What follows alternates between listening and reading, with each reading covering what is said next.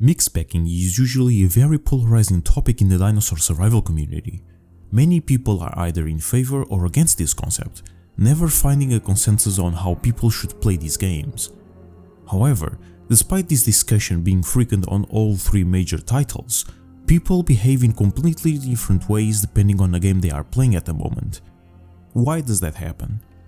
For those who are unaware, mixpacking in this genre is the act of grouping up with members of different species, although there are different kinds of mixpacking which have no distinct wording, such as Herbi with Herbi, carni with carni, and Herbi with carni. The latter seems to be the only one that is somewhat universally frowned upon and actively discouraged. There are people that still defend it, of course, and that's completely fine, but the real question is, how does this affect the games truly? On a fundamental basis, carnivores and herbivores have distinct gameplay loops. In a very basic description, herbivores roam in search of food, and carnivores roam in search of other players. As a consequence, Herbis tend to have a more defensive playstyle, while carnis have the opposite. That difference naturally separates people that prefer one playstyle over the other. But if that was the case 100% of the time, mixpacking wouldn't be discussed now, would it? A carnivore and herbivore playing in conjunction will most likely cause friction between each other due to the different requirements they possess, not to mention that both parties have an anatomical trend. Meat-eaters are usually faster than herbis, and that speed discrepancy further affects their lack of synergy. But let's be honest here, mixpacking is almost exclusively talked about when it's related to combat. Nobody really cares if a Carnotaurus is sitting alongside the galley or if they walk together. In fact, in Legacy especially, it's pretty common for carnivores to just sit nearby plant eaters or to just check herbivore babies when they hatch. It's a social activity that goes beyond the game's mechanics. It's a human interaction. The real problem is when it involves combat. Each playable has its own way of play, unique mechanics, stats, strengths or weaknesses, if you care about that sort of stuff, and usually the dinosaurs are constructed to be proficient in certain activities and struggle in others. When it comes to fighting, the developers frequently plan every single possible matchup between species, designing it and balancing it accordingly. However, when multiple species are involved, the game balance starts to blur out a bit. If those players are smart, they can combine the strong aspects of a certain dinosaur to compensate for the flaws of another, making an unfair combination to fight against. But hold on a second, herbivores already do that with herds, so wouldn't the herds have an unfair advantage? Yes, they would. That is actually one of the differences between Path of Titans and the Isle Legacy. On the latter, herds are only attacked by apexes and pretty much ignored by every other carnivore. But despite that, carni players don't really complain about it, reasonable players that is, while in Path, from my experience at least, almost all carnivores attack herds on a daily basis, even other herbivores sometimes, and yet they actively complain about herbis being too strong. We can stand here and discuss about Path's balance issues all we want, but I believe that's not the issue, but rather than in Path of Titans, herbivores are on par with carnivores, unlike in Legacy where herbis are noticeably weaker than their counterparts. And since herds are made of several species, in Path carnivores need to handle with a much stronger force in comparison to the Isle. Evrima does fix that to an extent, however looking at the old dino concept arts, it's just a matter of time until carnivore bias starts to creep in once again. When it comes to this topic though, all three games engage with it very differently. Beast of Bermuda has actual mechanics that punishes most kinds of mixpacking, Path indirectly promotes it between species of the same feeding type, and the Isle Evrima lives in absolute anarchy.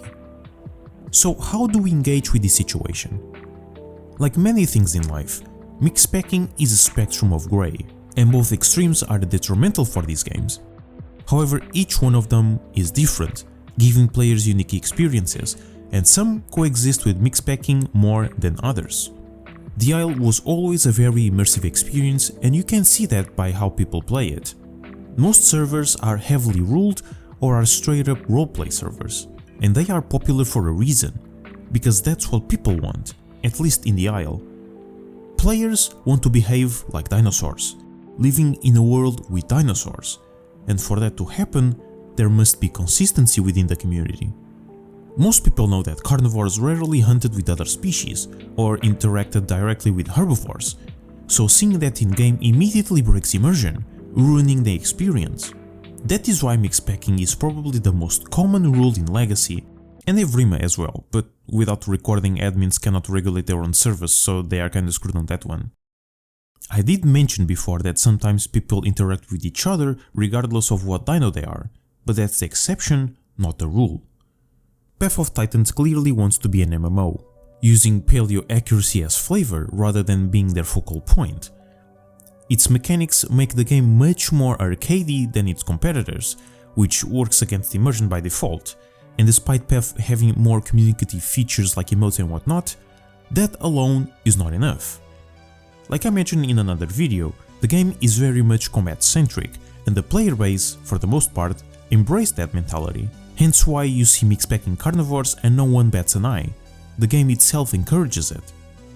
Beast of Bermuda is probably the one who has the clearest vision for how they want to address mixpacking with their stress system. Not only punishes carnivores cooperating with herbivores, it goes even further and punishes specific animals for working together with certain species. In the Isle Legacy the same thing happens, but the difference is that here it's actual features doing this rather than the rules that must be enforced on the player. And then we go back to the big question: how do we engage with mixpacking?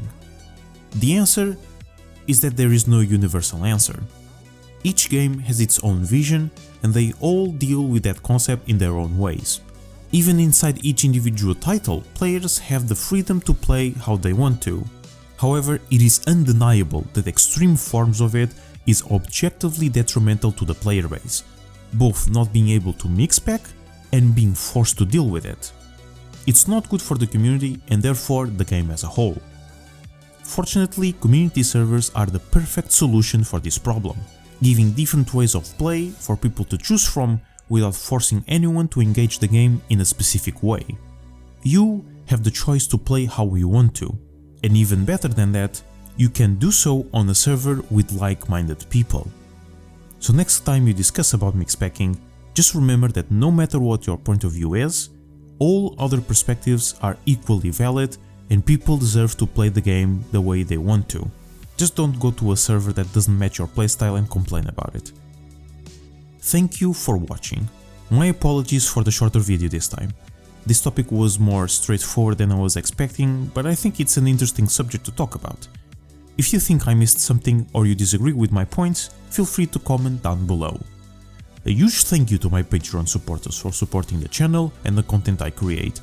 If you wanna join the ranks, the link will be in the description. Don't forget to leave your thoughts and opinions down below, join our Discord server for memes and paleo nerd stuff, and I hope to see you next week.